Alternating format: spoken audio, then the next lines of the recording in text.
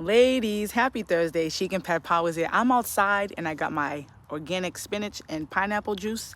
I got my 2 vegan protein smoothies. Ladies, let me ask you something. Do you ever take time for ease, flow, and stillness and take it easy? Seriously.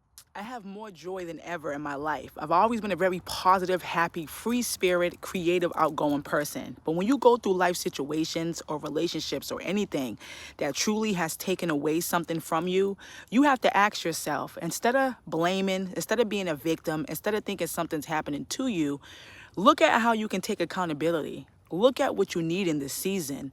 Take a moment to take time to not be on autopilot, be on these behaviors where you're running and running, you're not giving yourself grace, and you're trying to have an avoidance to something.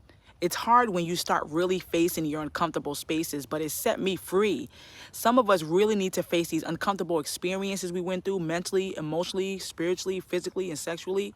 We need to set ourselves free from a lot of things. I find myself feeling so much lighter in life, feeling so much at ease, at peace, and at flow. Because when you actually sit back and you take inventory of what's really going on, when you take inventory of things beyond these conditions and programmings, you start to realize, ladies, you're not living in your real voice. You're living in these conditionings that's been put onto us.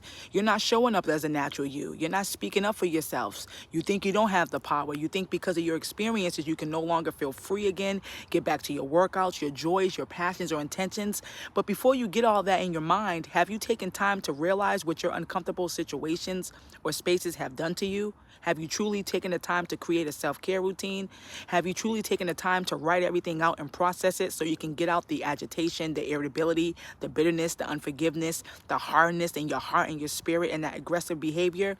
These are all things I'm working on. I feel so at ease because now I know what I need for my life, to not live in my emotions, my flesh, and control. The moment you detach to reattach to yourself, the moment you get a grasp on your unhealthy spaces and your reactions and your responses, the moment you get out your victimized mindset and you give yourself more grace and you start to really let things out and face those uncomfortable spaces, you'll feel free. You'll feel free because now you know what to need and give yourself.